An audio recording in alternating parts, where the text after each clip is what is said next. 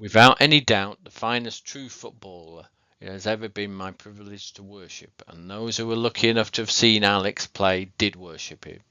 Our own golden vision, a title accepted immediately. Bill Kenwright.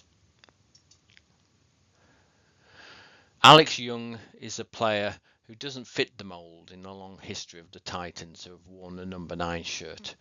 He is the outlier, the aberration. He sits uneasily amongst the panoply of Goodison greats, a forward who is not big or strong. Alex Young was slight, nimble and delicate, someone who had the build of a winger or inside forward. He was a one-off, a supremely gifted player, the likes that you rarely see. He had a beautiful touch and could ghost past big lumbering centre-halves with ease, the kind with hairy arms and desperate Dan chins, and had the knack to be in the right place at the right time. When you watched him in action, it was an honour. Young was born in 1937 in Lonehead, a mining village in Midlothian. A life at the coalface seemed to beckon, but at the age of 15 he was an apprentice at Burghley Colliery, but his life at the mine was short-lived.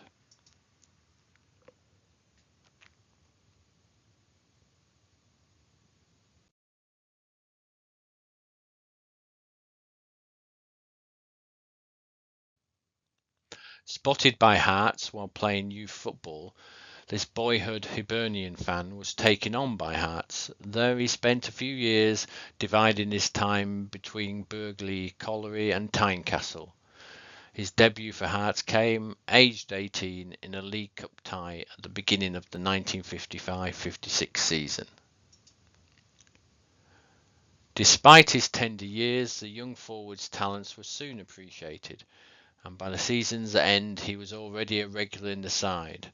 In 5 years with Hearts, Alex found the net 71 times in 155 appearances, helping Tommy Walker's side to an array of silverware, including 2 league titles.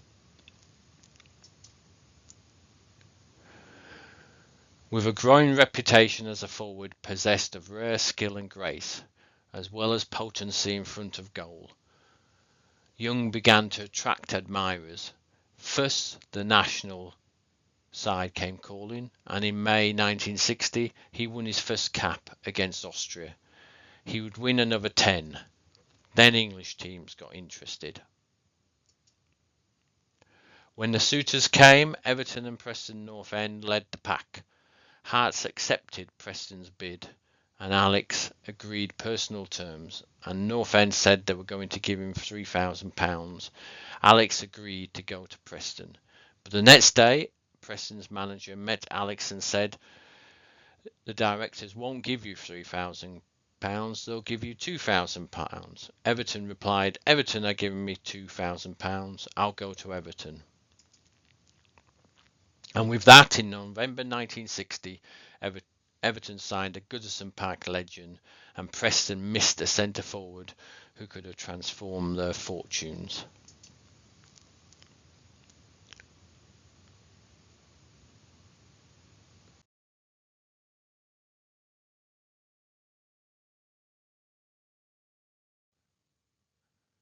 Although injuries blighted his first season with the Blues, the Liverpool Echo reported after one impressive performance, "Young is a thoroughbred, a great mover with the ball, fast, active, razor sharp in his reactions." He formed a great partnership with Roy Vernon, and the pair helped the Blues reach heights that hadn't been seen at Goodison for some time. The pair netted 116 league goals between them in 3 seasons, lifting the club up the table and helped Everton clinch the title in 1963. With a few games left, Everton were vying for the title with Leicester and Spurs. 67,500 people crammed into Goodison to watch the game against Spurs when they played at White Hart Lane. Everton came away with a 0-0 draw, but there would be only one goal in this game. It came after 20 minutes. Roy Vernon, out on the wing, put a cross into the box. There, Alex rose to meet it majestically, leaping above John Smith, the statuesque Spurs number 5. Alex's head seemed to turn through 90 degrees, eyes on the ball, and as it sailed into the net, it was a thing of beauty. Young's godlike status among Everton fans was only enhanced by his nickname, the Golden Vision. It was coined by Danny Blanchflower, captain of both Northern Ireland and Spurs, and a master of the English language. In Alex, Danny believed there was something beyond football. He said, "The view every Saturday that we have of a more perfect world, a world that has got a pattern and is finite, and that's Alex, the Golden Vision."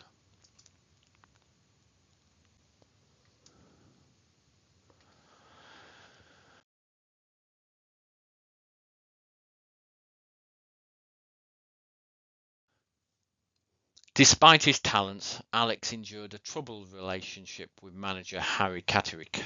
This was attributable to the adulation given to him by the fans. As Young later recalled, "It turned out that the more the fans loved me, the more the manager disliked me. I was engaged in a constant battle with Harry, and I learned not to trust him." When he was dropped in favour of the teenage Joe Royle in the 1966 season, a fan ran onto the pitch holding aloft a banner that read, "Sack Catterick, keep Young." Harry Catterick was a dour and forbidding figure, somebody unlikely to look kindly on a player so obviously loved by the crowd. He was a product of his times, a man who had grown up in the more austere environment of the 1920s and 30s. He believed that the manager was the most important figure at the club, and that the players were there to do his bidding.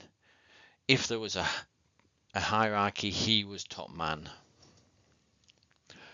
Even as his relevance at Goodison started to ebb, Young still remembered a player who could thrill. At the close of the 1966-67 season, Everton hosted Sunderland.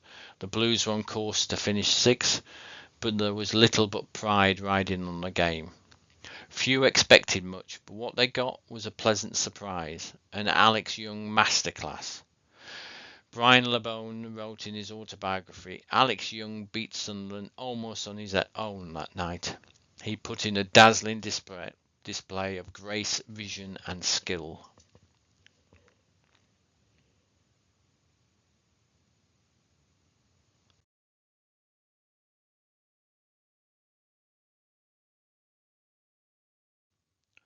In May 1968, after 8 magical years in which he had delighted the fans, the curtain came down on one of Goodison's most cherished careers. Alex set up a potentially lucrative move to the short-lived New York Generals franchise, but once again, the troubled relationship with Catterick came to impact his career. The Everton manager blocked the move, and in the end, Alex left to become player manager of Northern Irish club Glentoran, fulfilling a long-held desire to move into coaching. Young's failing hearing forced him to step down. He then moved to Stockport County, where after 23 games, a knee injury eventually forced him to retire, aged 32. His wife Nancy reminisced shortly before his death in 2017. "Whenever we go back to Liverpool, people always recognise Alex. Hardly anybody in Scotland does, but his status among Evertonians never fails to surprise me. It's been an awful long time now, but people still adore him." Adoration is a rare thing at Goodison, unlike the neighbours across the park. It is not given away easily, has to be earned. More often than not, it's achieved through grit and determination, by players who seem willing to die for the shirt, but occasionally talent alone is enough. John Bohanna argues, "Alex Young is probably the most gifted player to ever pull on the blue shirt, and it's a testament to his talent that his name continues to be known amongst Evertonians today. He will never be forgotten, our Alex, the Golden Vision, extraordinary."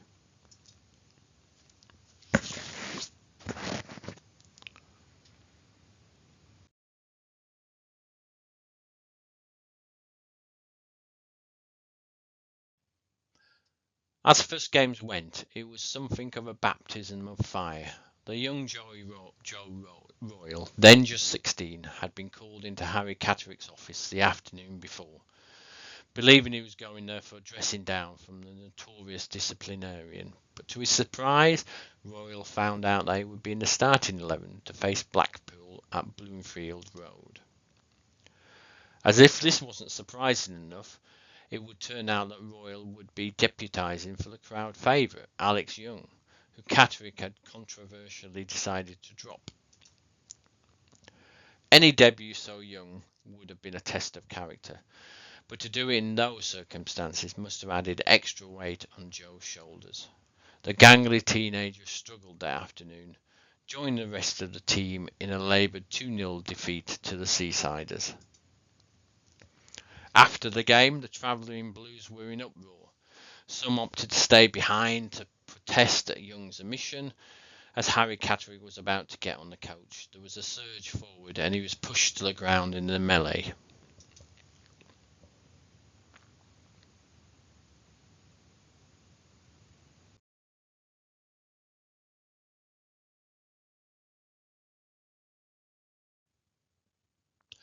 Royal's relationship with Everton had started when he was a small child. Joe said, "I'd been going to watch the Blues since I was 7 or 11. I used to go in the paddock.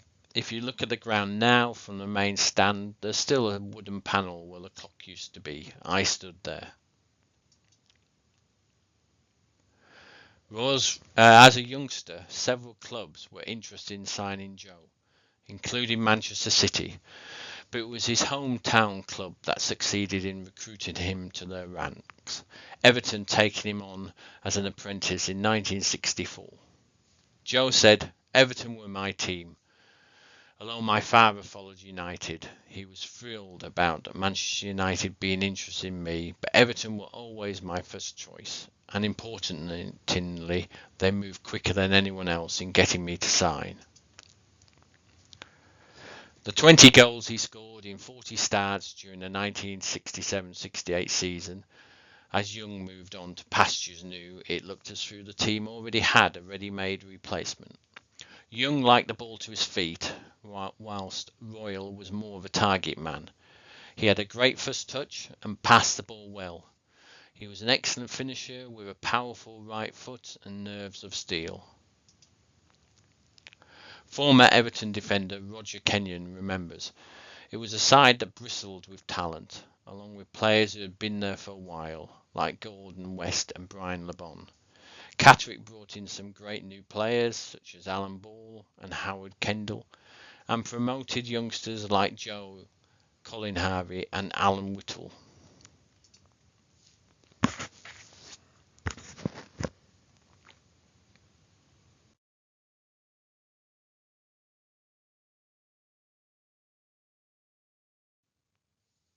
In the 1967-68 season, Everton dominated West Bromwich Albion in the FA Cup final and were unfortunate to lose, and in the league they finished fifth, just 6 points behind winners Manchester City. Royal remembered, "Everton had always been a good footballing side, but around that time something started to click. We were playing wonderful football and it got better the next season." In terms of beauty, the 1968-69 season is regarded by many as one of the finest ever seen at Goodison. But perhaps the team lacked maturity. A team that couldn't always grind out a result or make dominance count. Despite this, as the run-in approached, Everton were just about in with a shout at the title. But a few injury issues, a fixture pile-up conspired to halt any assault at the top. Everton would draw many of the remaining games, ending up third, 10 points behind winners Leeds. Joe said, "The end of the season was frustrating. We had knitted together well and were playing some wonderful football, and personally I scored 29 goals, wearing the iconic number 9 shirt. It was the best total I ever scored in one campaign. We felt like we were gelling, and as the following season began, we thought we would be strong contenders." And they were. Playing a 4-3-3 formation which could convert to a 4-4-2 in defence, Everton was sensational all year. Fast, organised and strong.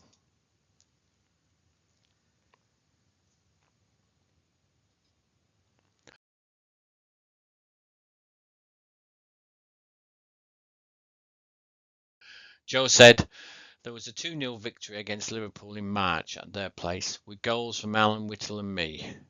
When I think we all thought that the title would be ours, we were playing so well and winning important games. I think we knew that we were something special by then. With 2 games to spare, the title was eventually clinched at Goodison with a 2-0 win against West Bromwich Albion at the beginning of April. The atmosphere that day was incredible. There were chants of "We are the champions." You could have heard the noise from miles away. And yet, as is so often the case, the sense of future promise ended up proving to be illusory. There was a slight hangover from the 1970 World Cup, which didn't help the side's title defence, but more than that, Everton and Catterick just seemed to lose momentum. It didn't help to lose Alan Ball, but equally, maybe Catterick just couldn't conjure up the magic again. By the time his ill health forced him to step down in 1973, there was already a sense that his best days were behind him. Royal said, "There was a week in late March 1971 when that great Catterick side died. Our title defence by that point was well and truly over, but we had the European Cup and the FA Cup still in our sights. In the former, we faced Panathinaikos in the quarter-finals, and in the latter we had Liverpool in the semis.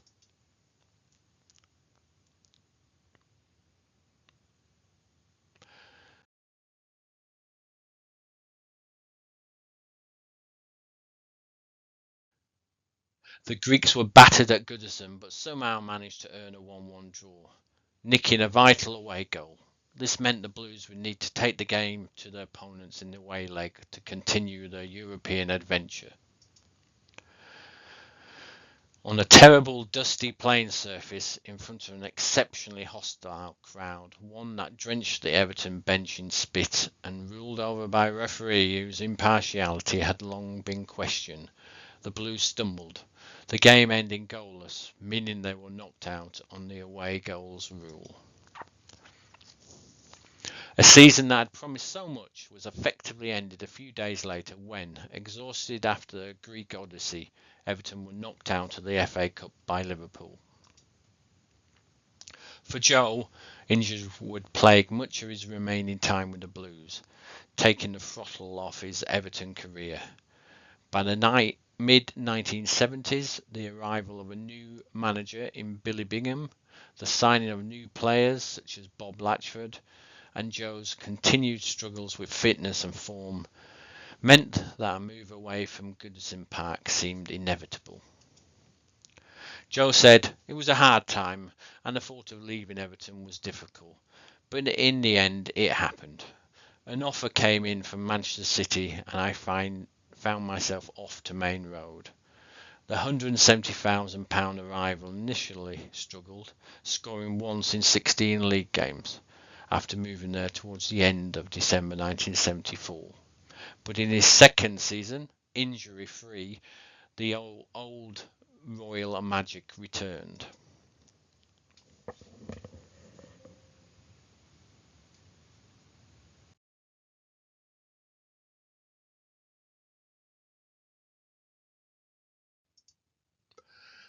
In late 1977, Royal left Main Road, moving to Bristol City for a few seasons and then to Norwich City, where he would see out his playing days, eventually retiring with a knee injury in 1982.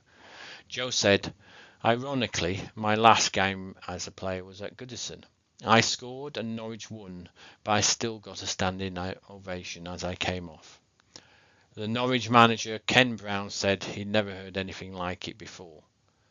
But that is the way Evertonians treat their heroes, and Joe was certainly one of them. But of course his connection with Everton did not end with retirement from the game. Despite leaving the club in the mid-70s, he always remained an Evertonian. Years later, when the club was staring into the abyss and looking for a saviour, it was Joe who answered the call. In the autumn of 1994, Everton were bottom of the league and managerless following sackings of the hapless Mike Walker. The Blues were desperate and in dire need of someone to haul them out of the mire. Joe took up the challenge, starting his resurrection project with a hard-fought home win over Liverpool. Stan Osborne, former youth player at Everton and author of Making the Grade, said, "That win was momentous. The confidence it gave, combined with the combative setup Joe put in place, set us on the road to recovery. The form after that would have put us in the top 8. That's how dramatic it was." Despite all his efforts, Everton only secured safety with one game to spare. It was a Herculean effort, one that illustrates just what a great manager Joe was at Everton.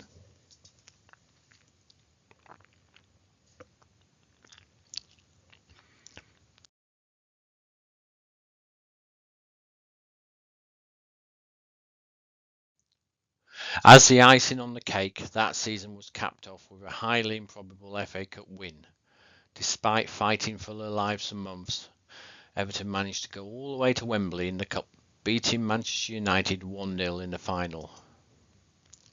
Simon Hart, author of Here We Go, Everton in the 1980s, said, "The 1990s were a fairly bleak time to be an Evertonian, but Joe added a bit of light to all that darkness. Not only did he save our skin, but he also gave the club its first bit of silverware. When you add that to what he achieved when he was a player with us, you can appreciate why he is sometimes referred to as Mr. Everton. He has done so much for our club, a true Everton great." Just to add another segment to his career, after retirement from the playing side, he had immediately taken over the managerial reins at Oldham Athletic, spending 12 years in charge at Boundary Park. During that time, he took the club into the First Division in 1991 and managed to reach the 1990 League Cup final, losing to Nottingham Forest, and the last four of the FA Cup twice, in 1990 and 1994, losing both times to Manchester United in a replay.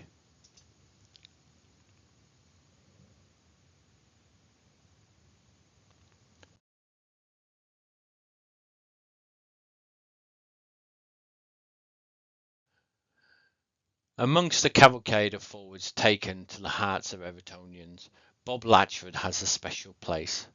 Brian Viner, author of Looking for the Toffees, said, "At a time when we looked enviously across Stanley Park at the success we had once, a time when people would go into work or school and endure the daily smugness of Liverpudlians, a time when you felt so much in Liverpool's shadow, Bob Latchford was something magical, a class player that Liverpool didn't have, and that mattered." Latchford was born in Birmingham in 1951 into a football family. Two brothers were goalkeepers, but for Bob it was always about scoring. After impressing at junior level, he made his debut in March 1969, the 18-year-old scoring two in a 3-1 win over Preston. At the end of the 1970-71 season, he was a regular in the team. In 1971-72, the football world began to realise what he was capable of. His 23 league goals helped the club secure promotion to the top flight for the first time in 32 years. He caught the attention of top flight managers, including Everton's Billy Bingham. With cash in the bank and in desperate need for forward, he came in with a bid.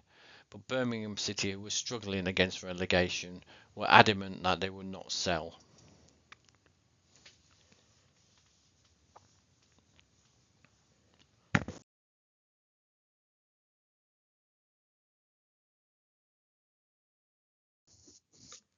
After much discussion, the Birmingham manager, Freddie Goodwin, agreed a compromise. He would allow Bob to leave if he got a top-class midfielder and a defender in exchange. What that meant was Howard Kendall and Archie Styles plus 80,000. in a deal worth £350,000. A British record fee was paid to Birmingham City. The move did not go down well with the fans, causing outrage amongst Blues. Latchford scored in his third game against Leicester City, and in his first full season he scored 17 league goals as Everton finished fourth, 3 points behind champions Derby County. Bob said if we had beaten relegated Carlisle twice, we would have won the league by 1 point. But we were lost 3-2 at home after leading 2-0, and they turned us over at Carlisle 3-0. Latchford was always great to watch. He didn't score great goals, like bending free kicks or 30-yard screamers. He always seemed to be in the right place, a natural-born scorer. Bob later said, "We lost the League Cup final in 1977. We qualified for Europe, got to the FA Cup semis, and we competed for championships. But it was dark days because we ended up coming short, and Liverpool was so dominant, which made it harder." Ahead of the 1977-78 campaign, the Daily Express offered a £10,000 prize to the first player to score 30 league goals.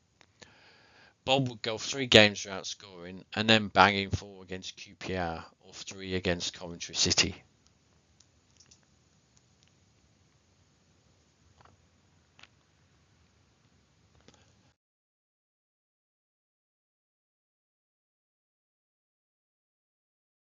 By the end of the season, Latchford had scored 28 goals.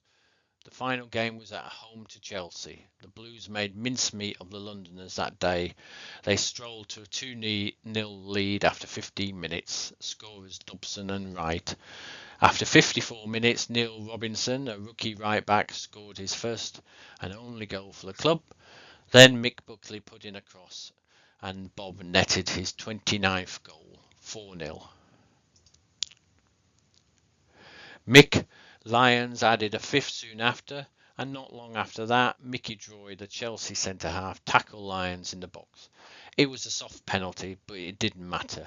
The referee pointed to the spot, and Goodison roared its approval. Remarkably, nearly all the goals Latchford scored came from open play. Martin Dobson took Latchford to one side and said, "Just keep your head down and blast it." Bob decided to take his advice and put the ball to Bonetti's right-hand side. There were no nerves. The excitement cancelled out his fear. He was feeling numb. This was his big chance. The ball left his right foot. He closed his eyes and then he heard Goodison roar. Elation, relief, satisfaction before he ran to the supporters and sank to his knees. The fairy tale was complete. It was not the greatest penalty you'll ever see, but it did the job. Everton was 6-0 up, and Bob Latchford had got his 30 goals to win that £10,000 prize.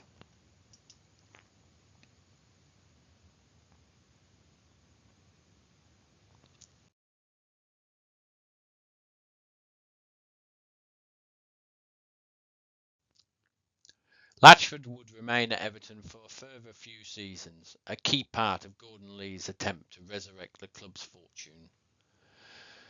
Lee was never able to succeed and left his job in May 1981. He was replaced by Howard Kendall, whose return acted as a prelude to Bob's exit, sold to Swansea City for £125,000. It was his decision to leave. He damaged his hamstring in November 1980 and didn't play again until the final league game of the season. He made his debut for Swansea in the opening game of the 1981-82 season, scoring a hat-trick against Leeds United. He kept on scoring, powering the Swans to 6th place in the league. The second season was disastrous, though, as financial difficulties beset the club. Latchford's goal at Old Trafford in May 1953 was to be Swansea's last in the top flight for 28 years. Over the next few seasons, he turned out for NAC Breda of Holland, Coventry City and Lincoln City, before returning to South Wales for spells at Newport County and Merthyr Tydfil. It was at Merthyr that Bob won his first bit of silverware when they won the 1987 Welsh FA Cup.